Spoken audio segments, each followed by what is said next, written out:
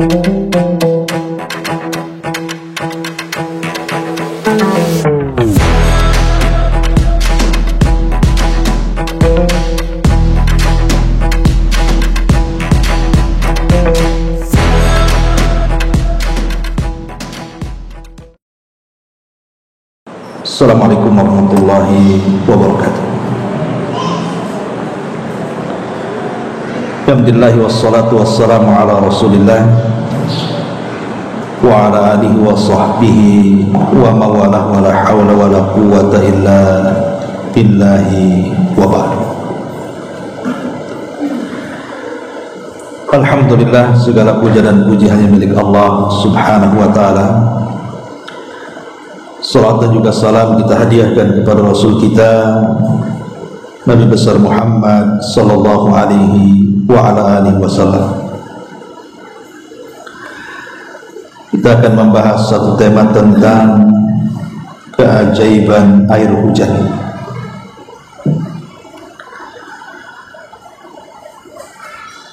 Dalam sebuah hadis dari Anas bin Malik radhiyallahu anhu, beliau menceritakan,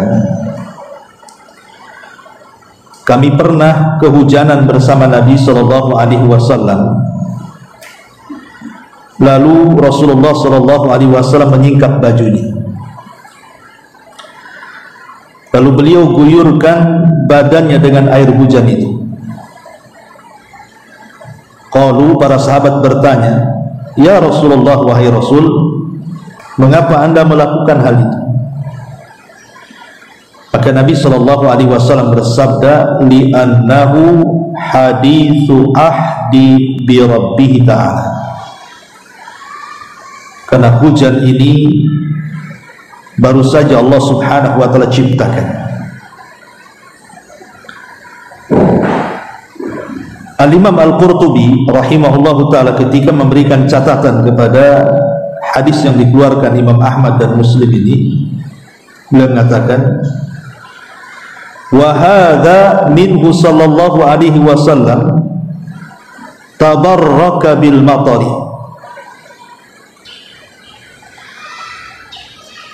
Dan ini maksudnya praktek Nabi sallallahu alaihi wasallam yang menyingkap sebagian anggota badannya kemudian mengguyurkan dengan air hujan itu adalah bentuk beliau tabarruk, mengalap berkah dengan hujan. Bahkan kata beliau, lebih daripada itu, bahwa air hujan itu bisa menjadikan sebagai obat. Alasannya, li'annallaha qad sammahu rahmah. Karena Allah subhanahu wa ta'ala menyebut hujan itu dengan rahmat. Wa mubarakan, penuh dengan berkah. Wa tahuran, air yang suci. Wa ja'alahu sababul hayati, dan Allah jadikan sebab kehidupan itu dengan air. Dari sini perkataan Al-Imam Al-Qurtubi rahimahullahu ta'ala, di antara fungsi air hujan itu adalah sebagai obat. Bahkan dikuatkan oleh Al-Imam Az-Zahabi rahimahullahu ta'ala ketika beliau menyebutkan dalam kitab Tibun Nabawi, air hujan itu baik untuk kebanyakan penyakit dan memiliki keberkahan. Kemudian sebagian ulama berdalil dengan surah Qaf ayat 9, wa nazzalna minas sama'i ma'an mubarakah, dan kami turunkan dari langit air yang penuh dengan keberkahan. Kemudian Imam Qurtubi juga mengatakan ketika memberikan catatan kepada surah Qaf ayat 9 ini, beliau mengatakan, wa ruwiya anna Auf ibn Malik al-Ashja'i marad. Diriwayatkan bahwa Auf ibn Malik radhiyallahu an rahimahullahu taala pernah terasa sakit. Faqila lahu, maka dikatakan kepadanya, ala nu'aliju, maukah kami mengobatimu? Faqala, maka dia mengatakan, ituni bil ma, datangkan kepadaku air dari air hujan. Fa inna Allah ta'ala yaqul wa nazzalna minas sama'i ma'an mubarakah. Karena Allah Subhanahu wa ta'ala berfirman di dalam Al-Quran, dan kami turunkan air dari langit yang penuh dengan berkah. Thumma qala, kemudian dia berkata lagi, ituni bi aslin, datangkan kepadaku madu. Fa inna Allah ta'ala yaqul fihi shifa'u linnas, karena Allah berfirman bahwa madu itu terdapat penyembuh untuk manusia. Kemudian dia mengatakan lagi, wa'tuni bi zait, datangkan kepadaku dengan minyak zaitun. Fa inna Allah ta'ala yaqul, karena Allah Subhanahu wa ta'ala berfirman, syajaratun mubarakah, bahwa pohon zaitun adalah pohon yang penuh berkah. Kemudian dia pun mencampurkan semua bentuk air ini, air hujan, kemudian madu dan juga minyak zaitun. Kemudian Auf ibn Malik al-Ashja'i rahimahullah ta'ala meminumnya. Akhirnya Allah Subhanahu wa ta'ala sembuhkan penyakitnya. Taib, dari sini masyarul muslimat yang dimuliakan Allah Azza wa Jalla, ada sebagian orang mereka berpemahaman bahwa air hujan itu sebagai penyembuh. Pertanyaannya, apakah memang air hujan itu sebagai penyembuh? Apalagi Nabi SAW apabila turun hujan, beliau sengaja membuka sebagian badannya, kemudian disentuhkan ke air hujan tersebut. Dan ini berbeda dengan apa yang kita yakini. Justru kalau hujan itu langsung masuk kan, nanti sakit kepala katanya. Padahal Nabi SAW justru air hujan disentuhkan badannya, entah kepalanya, entah tangannya, pokoknya kenal air hujan kan, sebagai bentuk apa? Mensyukuri rahmat Allah Subhanahu wa ta'ala. Memang menjadi polemik para ulama soal air hujan ini mengobati penyakit, khususnya penyakit sihir. Karena kalau para ulama membahas tentang fungsi air hujan itu, biasanya mereka membahas tentang sihir atau penyakit ain, atau yang bicara soal jin lah, bukan penyakit badan. Bahkan sampai sebagian ulama itu mengatakan kalau terkena sihir atau terkena ain, maka tampunglah air hujan, kemudian campur dengan madu, kemudian minyak zaitun, kemudian bacakan Quran, kemudian berdoa, dan mandilah sepertiga malam, di sepertiga malam akhir setelah tahajud mandi dengan air itu. Ada sebagian ulama mengatakan seperti itu. Tapi pertanyaannya adalah, boleh enggak kita jadikan air hujan itu sebagai obat? Sering saya ulang-ulang, Bu, dalam dunia pengobatan itu yang harus dipahami adalah 3 kaidah. Dalam dunia pengobatan apa saja harus dipahami dengan 3 kaidah. Yang pertama, bahwa ada obat-obat itu yang dijadikan obat berdasarkan nas, baik Al-Quran atau hadis-hadis Nabi SAW, bahwa itu bisa mengobati. Contoh umpamanya air zam-zam, kan jelas ya.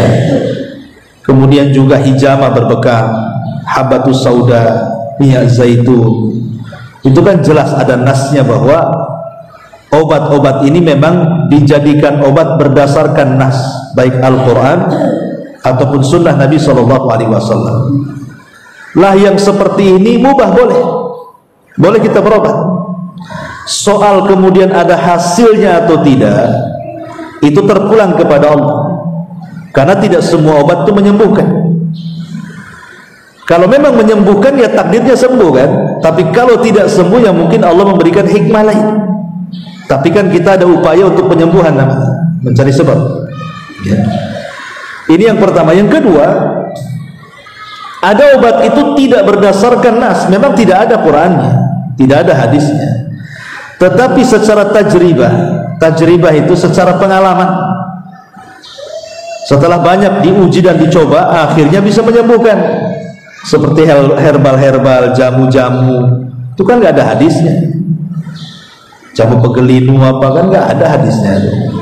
Cuman berdasarkan penelitian bahwa kalau minum ini dan sudah banyak dibuktikan sembuh pula pegel-pegelnya kan, maka mubah boleh berobat dengan obat yang seperti ini. Dan yang ketiga, tidak ada nas Qur'annya, tidak ada nas hadisnya bahwa ini obat.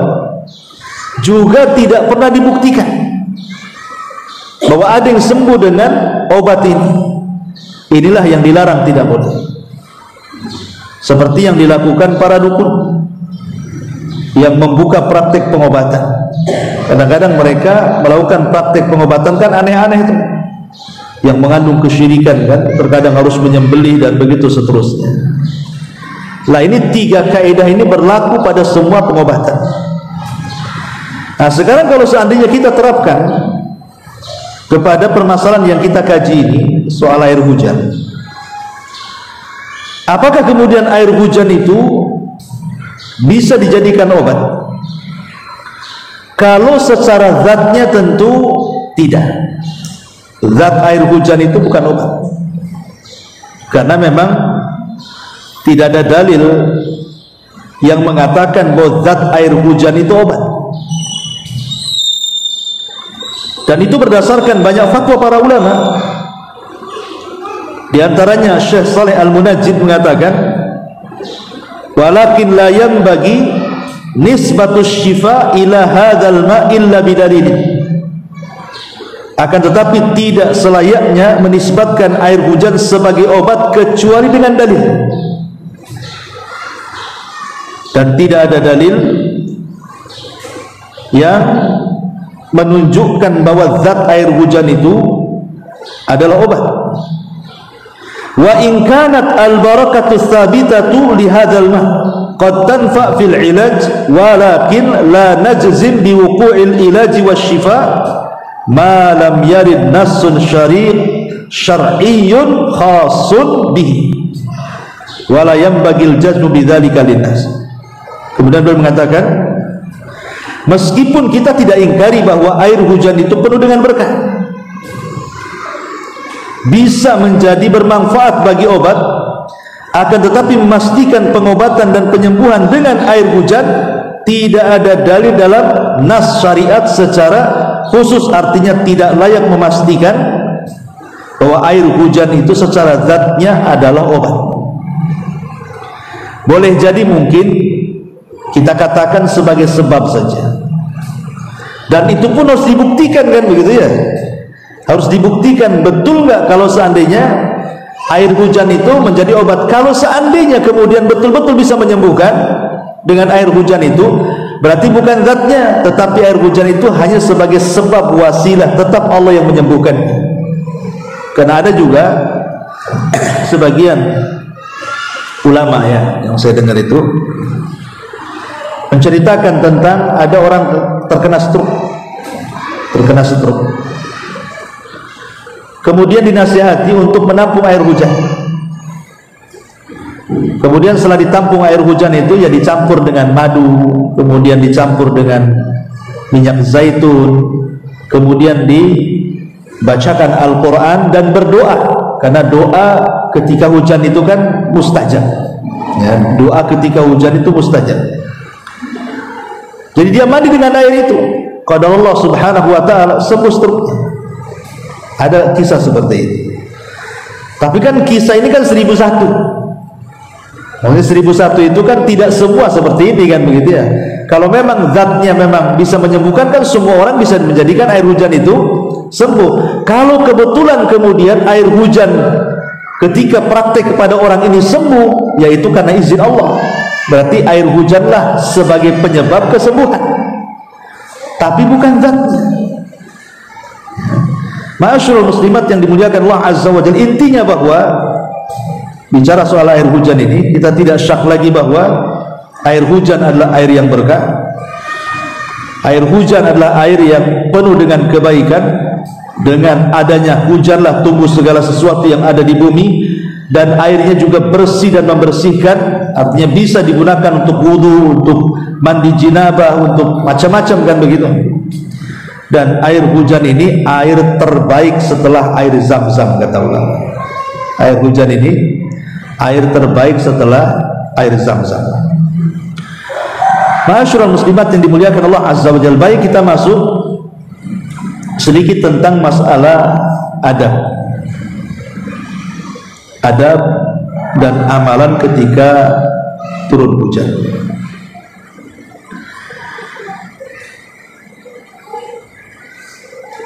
Yang pertama, ketika munculnya mendung. Jadi ibu kalau lihat mendung ke langit, maka terkadang ada yang mendung ini kan mengkhawatirkan, gelap segelap-gelapnya, kan kita pernah melihat, aduh kok mendung kok gelap kali gitu ya. Dan Nabi Shallallahu Alaihi Wasallam apabila muncul mendung, beliau khawatir jangan-jangan akan datang azab. Artinya akan datang kemurkaan Allah Subhanahu wa taala. Itu disebutkan dalam hadis Aisyah Ummul Mukminin radhiyallahu anha.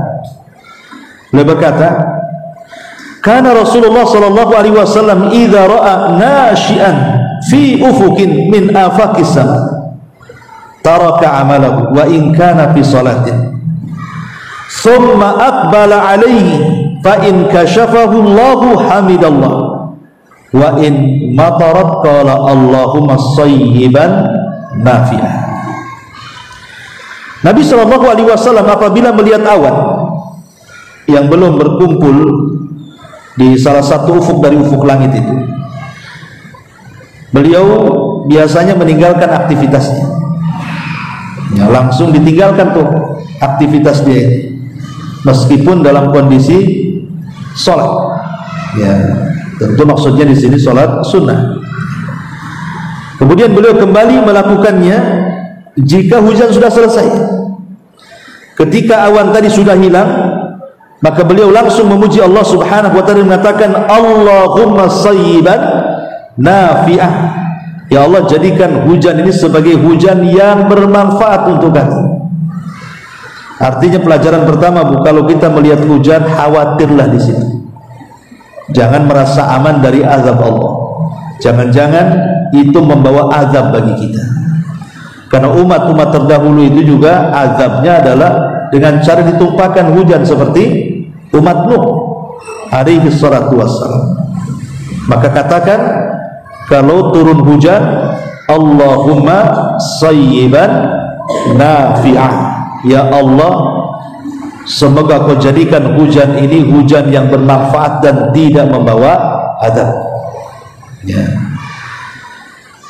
Ma'asyiral muslimat yang dimuliakan Allah Subhanahu wa taala, bahkan disebutkan dalam riwayat yang lain, kana Nabi sallallahu alaihi wasallam idza ra'a makhilatan fis sama aqbala wa adbar wa dakhala wa kharaj wa taghayyara wajhu fa idza amtaratis sama surra anhu fa arrafathu Aisyah dhalik fa qala an-nabiy sallallahu alaihi wasallam ma adri la'allahu kama qala Allah azza wa jalla falamma ra'auhu 'aridan mustaqbila awdiyatihi. Nabi sallallahu alaihi wasallam apabila melihat mendung dari langit, beliau beranjak ke depan atau ke belakang atau beralih masuk atau keluar atau berusaha merubah posisi, kemudian berubah raut wajahnya. Tapi apabila betul-betul hujan itu turun, jadi Rasul itu kalau mendung takut, tapi kalau sudah turun hujan agak tenang dia, ya. Jadi beliau mulai menenangkan hatinya. Aisyah sudah memaklumi memang Rasul seperti itu. Maka Nabi Shallallahu Alaihi Wasallam mengatakan, aku tidak mengetahui apa itu. Seakan-akan inilah yang terjadi pada kaum Ad sebagaimana Allah Subhanahu wa taala berfirman, maka tatkala mereka melihat azab itu berupa awan yang menuju ke lembah-lembah mereka, maka mereka pun kemudian mengikuti dan kemudian diazab. Jadi azabnya kaum Ad itu kan awan hitam. Mereka sudah paceklik nih, mereka butuh hujan. Tahu-tahu awan datang, awan hitam itu disangkanya akan turun hujan. Mereka mengejar awan itu. Setelah dibawa awan, bukan hujan yang turun, halilintar yang turun, mati semua. Jadi Nabi SAW takut kalau seandainya kalau melihat awan hitam itu seperti itu, gitu maksudnya. Jadi ingat adab yang pertama atau amalan yang pertama, kalau melihat awan gelap, banyak-banyaklah beristighfar. Ini yang pertama. Yang kedua, mensyukuri nikmat turunnya hujan. Mensyukuri nikmat turunnya hujan. Karena di banyak riwayat Nabi SAW kalau turun hujan, Rasul berdoa, Allahumma sayyiban nafi'ah. Ya Allah, semoga turunnya hujan kepada kami ini bermanfaat untuk kami. Jadi Al-Khattabi rahimahullahu ta'ala ketika memberikan catatan kepada hadis ini, doa Nabi SAW, Allahumma sayyiban nafi'ah, ya Allah, semoga hujan yang kau turunkan itu betul-betul membawa manfaat kepada kami. Kata beliau, karena air hujan itu adalah karunia dan rahmat Allah. Kalau bukan karena Allah Subhanahu wa ta'ala, kemudian hujan akan gersang bumi ini. Makanya di banyak ayat dalam Al-Quran itu, di antara fungsi hujan itu kan, kalau hujan itu kan airnya ditampung dalam tanah. Lah air yang tertampung dalam tanah itulah akhirnya jadi sumur, kita bisa ambil airnya, jadi minuman pohon-pohon, rumputan dan begitu seterusnya, akhirnya menghijau di mana-mana. Kalau seandainya tidak ada hujan, gersang hidup ini, semua akan mati, manusia pun akan mati.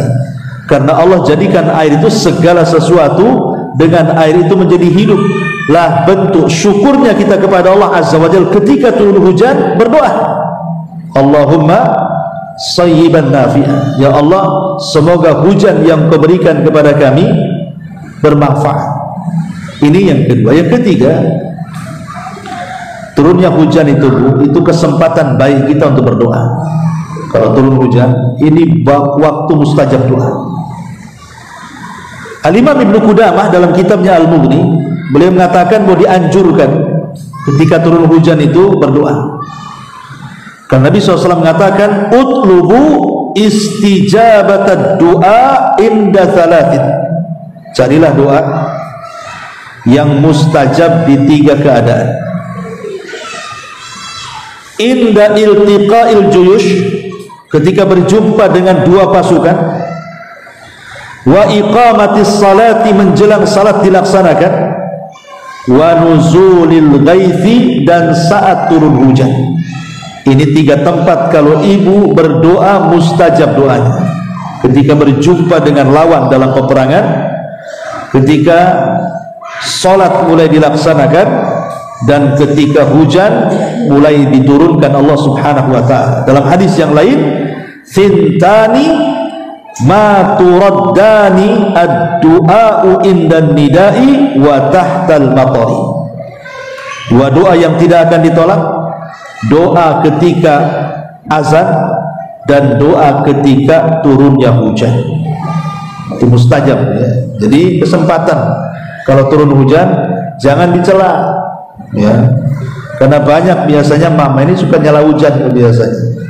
Baru panas sedikit hujan lagi, kapan mau jemur-jemur. Lah ini kan aneh, ini kesempatan berdoa di situ. Di tempat lain alhamdulillah, Bu, di Batam ini kan lain dengan kayak di Jawa atau di Sumatera yang tempat lain lah istilahnya kan. Yang kadang-kadang musim hujannya kan jelas, musim panasnya jelas. Di sini kan tidak jelas. Hujan suka-suka, panas suka-suka kan. Dan perasaan lebih banyak hujan kan itu. Artinya kan alhamdulillah kita hidup di sini itu lebih banyak kesempatan untuk berdoa sebenarnya.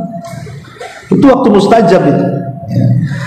Ini yang ketiga. Yang keempat, apabila hujan ini sangat lebat, anggaplah mulai ini membahayakan apanya hujannya. Udah mulai banjir, angin pula puting beliung di mana-mana, tidak mengkhawatirkan. Ini satu hari satu malam nggak berhenti kan, sering di Batam kan, satu hari satu malam, tahu-tahu dengar aja banjir di sana, banjir di sini, atap orang kena angin, macam-macam lah beritanya setelahnya kan. Maka kalau seandainya terjadi hujan seperti ini, ibu lindungi ibu dan keluarga serta orang-orang yang kita cintai, termasuk juga tempat tinggal kita, dengan cara apa? Doa. Apa yang bisa ibu lakukan ketika ada angin kencang, hujan terlalu lebat gitu kan, ini membahayakan? Ya bisa berlindung, hanya bisa berlindunglah kepada Allah. Caranya gimana? Allahumma, kita mengatakan Allahumma hawalaina wala alaina, Allahumma alal akam wal jibal wad tirab wa butunil awdiyati wa manabitis syajar. Kata Nabi SAW, ya Allah, turunkanlah hujan ini di sekitar kami, bukan untuk merusakkan. Allahumma hawalaina wala alaina, ya Allah hujani di sekitar kami, tapi jangan kau rusakkan. Kemudian Nabi SAW berdoa lagi, Allahumma alal akam wal jibal wat tirab wa butunil awdiyati wa manabitis syajar.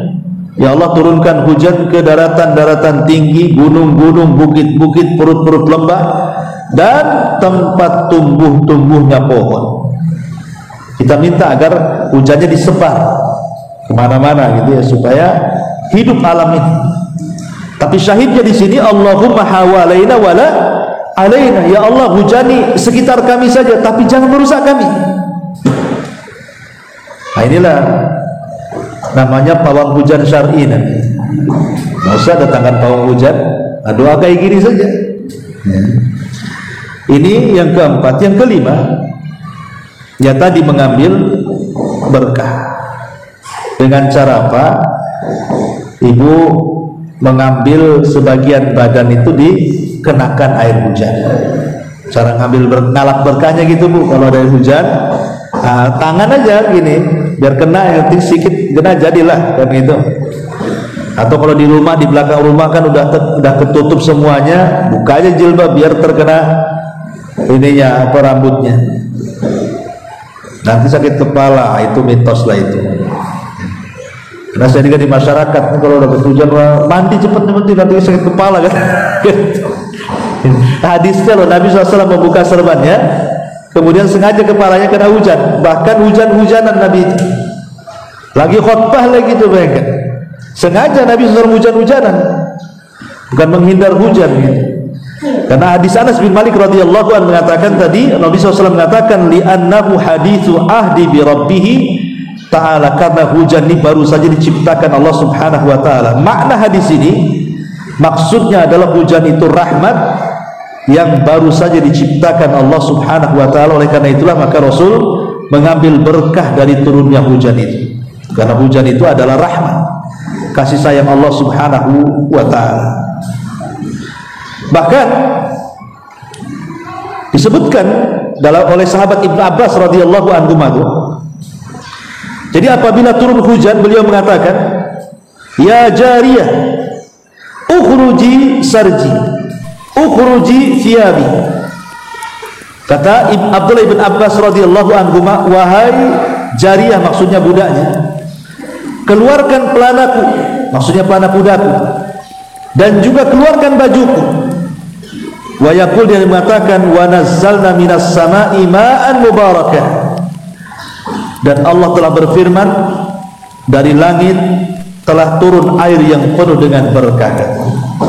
Bayangkan sampai baju-bajunya sahabat supaya terkena. Kalau kita kan justru kalau kehujanan sibuk lah kan, sibuk ke tempat-tempat jemuran kan, langsung takut kehujanan, nanti besok tak kering kalau kita kan ya.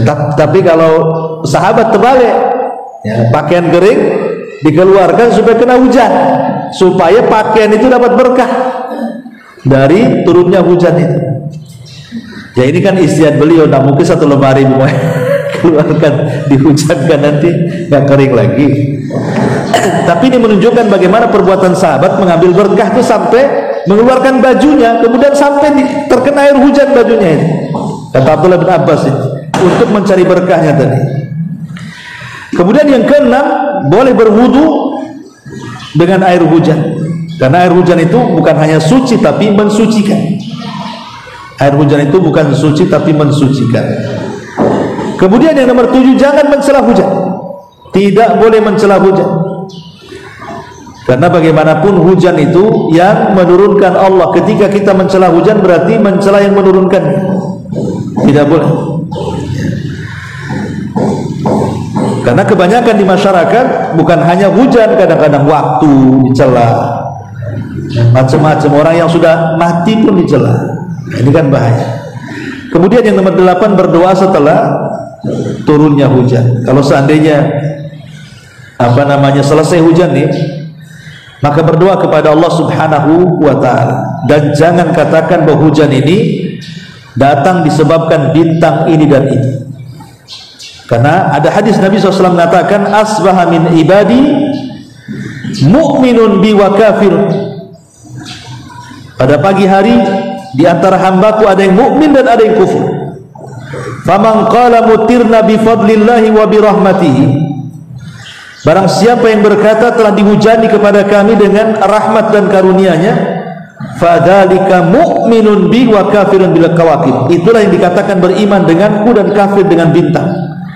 Wa amma man qala mutirna bi nau'i kadza wa kadza, adapun yang mengatakan kami dihujani karena sebab bintang ini dan itu, fadzalika kafirun bi mu'minun bil kawakib, maka dialah yang kufur kepadaku dan beriman dengan bintang-bintang. Jadi ibu kalau turun hujan dan selesai hujan, apa doanya? Mutirna bi fadlillahi wa bi rahmatihi. Itu doanya. Mutirna bi fadlillahi wa bi rahmatihi. Kalau mulai hujan, Allahumma sayyiban nafi'ah. Kalau hujannya deras sekali membahayakan, Allahumma hawalaina wala alaina. Kalau sudah hujan, maka kita berdoa bi fadli Allah, mutirna bi fadlillahi wa bi rahmatihi. Baik. Ada sedikit faedah yang dikemukakan oleh para ulama. Ketika hujan itu turun, apa sih hikmah? Pertama, hikmah turun hujan itu, kalau kita melihat hujan, merasakan hujan atau hujan-hujanan, satu, kita diajarkan untuk mentauhidkan Allah, karena tidak ada yang bisa menurunkan hujan kecuali Allah. Dua, berbaik sangka kepada Allah. Berbaik sangka kepada Allah bahwa hujan ini untuk kebaikan kita. Jangan berburu sangka, karena kebanyakan orang berburu sangka. Baru panas sudah hujan lagi, kapan lagi ini panasnya? Ya, mencela pula dia. Kemudian yang ketiga, bisa mengingatkan akan akhirat, bahwa di sana ada kebangkitan setelah kematian. Ibu bisa lihat ketika ada lapangan gersang, tiba-tiba seminggu hujan, berikutnya langsung subur, tumbuh rerumputan. Siapa yang menumbuhkan itu? Allah. Allah sanggup menumbuhkan negeri yang mati, berarti Allah bisa membangkitkan kita setelah kematian. Kemudian yang keempat, bantahan kepada orang-orang ateis bahwa kejadian di alam semesta ini karena kebetulan. Mana ada kebetulan? Semua peristiwa itu ada yang menggerakkan, ada yang mengatur, ada yang menguasai dan menciptakan. Dialah Allah Subhanahu wa ta'ala. Kemudian yang kelima, betapa kuatnya Allah dan lemahnya kita.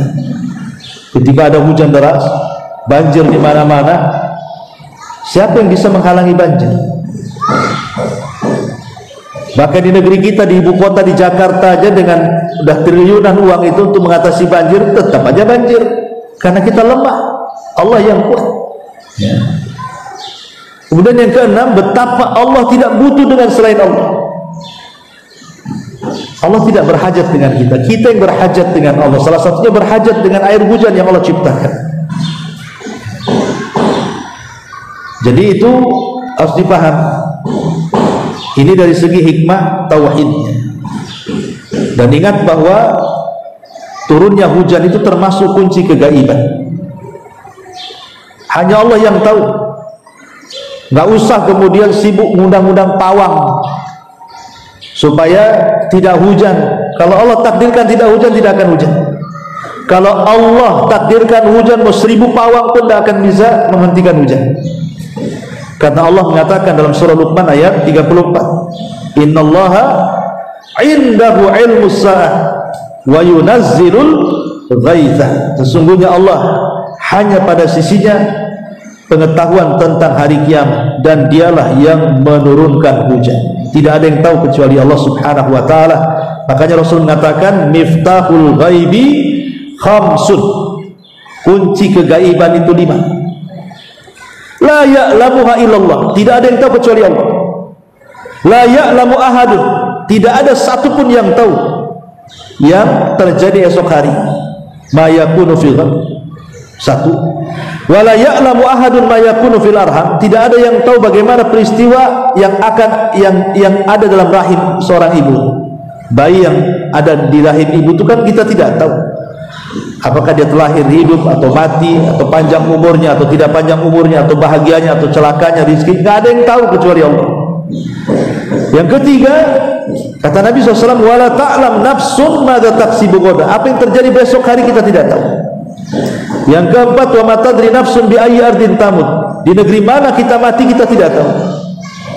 Boleh jadi kita lagi safar kemana, kecelakaan, kita tidak tahu di negeri mana kita meninggal. Dan yang terakhir, wa may yadri ahadun mata yaji'ul maut. Tidak ada seorang pun mengetahui kapan turunnya hujan. Karena turunnya hujan itu kegaiban. Betapa banyak kita lihat awannya udah gelap, tahu-tahu tak jadi hujan, ya kan? Karena memang pengetahuan hujan itu dari Allah. Kemudian yang harus dipahami bahwa ada malaikat yang bertugas, yang ditugaskan oleh Allah Subhanahu wa taala memang untuk menurunkan hujan, kan itu. Malaikat itu namanya siapa? Mikail. Sebagaimana hadis Nabi sallallahu alaihi wasallam ketika Rasul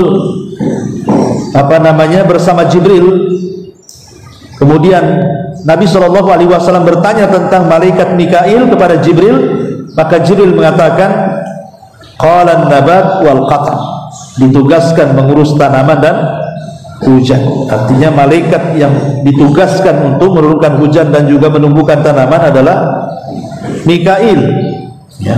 Dan ingat, turunnya hujan loh sudah ditulis Lauhil Mahfuz 500 tahun sebelum Allah menciptakan langit dan bumi. Turunnya hujan. Jadi tidak perlu kemudian kita sesali. Memang ini sudah ditulis gitu kan, pokoknya Allah takdirkanlah hujan deras, akhirnya banjir, peralatan kita semua akhirnya rusak, atau mungkin rumah kita naudzubillah rusak gitu kan. Gak bisa kita salahkan hujan. Hujan ini sudah ditakdirkan Lauhil Mahfuz. Sehingga kita harus pasrah dengan takdir Allah Subhanahu wa taala.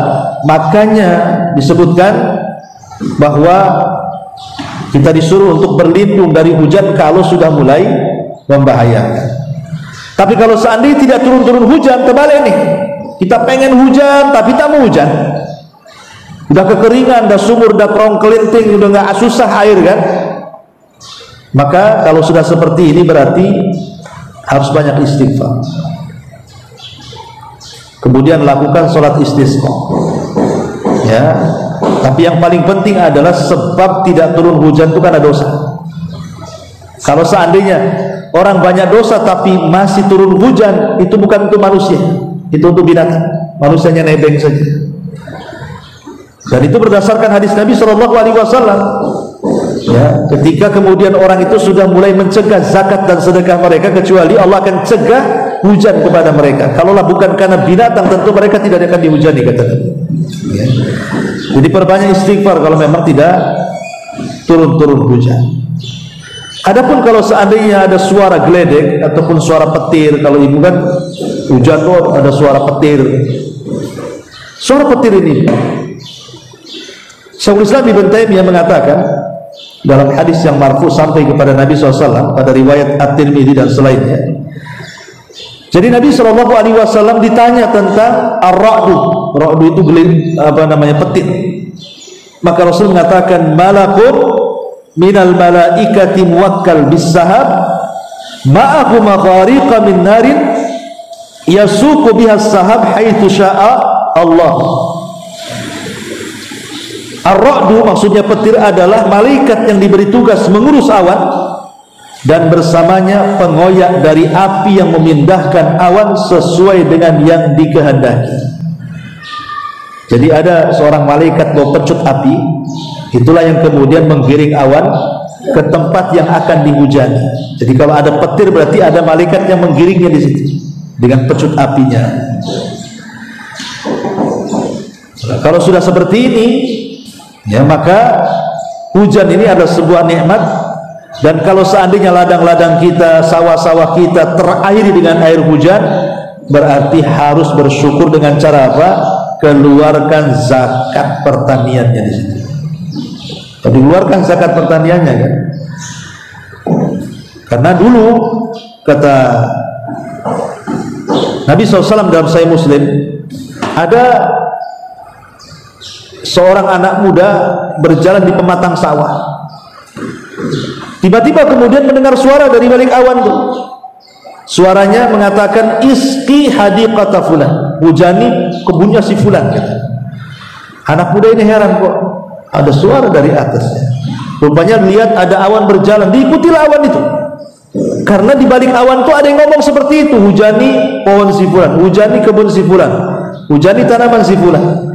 Diikuti sampailah ke sepetak kebun, dan hanya di situ saja hujannya. Padahal tanah di sekitar banyak, tapi tidak kemana-mana, hanya di sepetak tanah itu saja. Kan ini peristiwa aneh. Masa hujan di sepetak tanah saja, kayak orang lagi nyiram. Setelah kemudian selesai hujan, ditunggulah siapa pemiliknya. Setelah kemudian datang pemiliknya, ditanya siapa namanya. Rupanya namanya sama dengan disebut di atas. Kemudian dia mengatakan, apa yang menyebabkan ladangmu kok bisa dihujani, yang lain tidak gitu. Dia pun bingung. Nah, kok bisa? Saya tidak tahu. Cuma dia mengatakan, aku ini kalau selesai panen dari ladangku ini, aku buat jadi 3. Sepertiga aku sedekahkan, sepertiga aku kembalikan ke ladang sebagai modal, dan sepertiga aku makan keluargaku. Itu saja. Nah, berarti kalau kita ingin terus diberikan berkah dengan hujan ini, ya khususnya bagi para petani, kan mereka tidak ngairi, sudah diairi Allah kan, bersyukur dengan dikeluarkan zakatnya. Ya, wallahu alam. Inilah yang berkaitan dengan hujan.